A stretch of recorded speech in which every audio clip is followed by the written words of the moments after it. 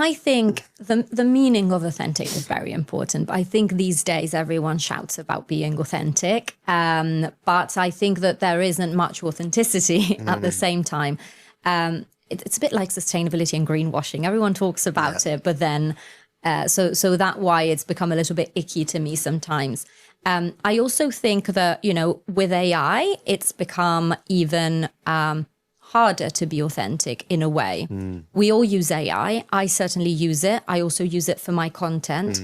But the trick there is obviously using it as a tool and always making sure that it comes through your lens. Yeah.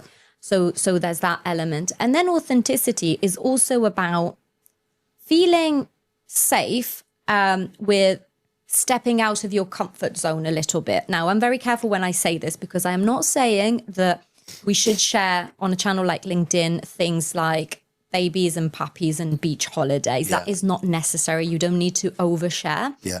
I do think that what sets you apart from a corporate brand, from your business brand, is the fact that you're a human being. And so to really be authentic, you need to bring that side into your content. When I say content, I mean even situations like this, we're producing content about ourselves, right? So it's not just the posts on LinkedIn, but there has to be an element of that is very much about you, your professional journey. Like you said, you put things out that sometimes are a bit controversial. That's a choice. I'm not saying that everyone should do that, but you're putting something out that is unique to you and reflect. And it's stuff that I believe in, right? I don't put things out because I go, this is going to get loads of likes. Yeah.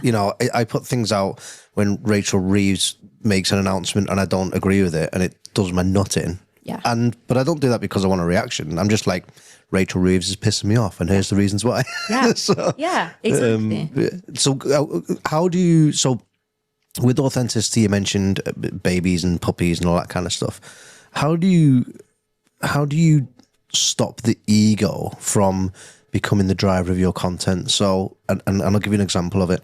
So I put a picture, and my children's faces aren't in this thing, but there's a picture of me in a farm walking the kids. And I've got, obviously my two kids are in the picture, and this thing blew up. Loads and loads of likes, loads of engagement, all this kind of stuff. And there was a little bit of me, I was like, I've nailed it. But then I stopped and thought to myself, well, hold on a second. What is the point of these posts? The point of the post isn't to get engagement because I've got a picture of my kids on there. The point of the post is to drive pipeline and all the rest of it. So I had to check my own ego because I got a lot of engagement on it. What's your advice to people to try and help them avoid that ego trap? Yeah, that's a really good question. So first thing I want to say is that if you do feel that you want to post puppies and beach holidays and babies, there is nothing wrong necessarily if it's framed in the right way and if it sits well with you. So that feeds into the authenticity. We should never try and do something because we should be different or because we should always be aligned to what we would say in a room like this, like stuff that you would be comfortable sharing in a professional environment. With what you said about your post, that is really interesting. And yes, the ego piece, doesn't necessarily have a place and it needs to be kept in check. However, different types of posts have different goals, but they can all feed into the same picture. So something that I like to talk about is when I talk about the content mix and people say, well, what should I post? Case studies. And the answer is it should be a mix of three types of posts, basically. Top of funnel.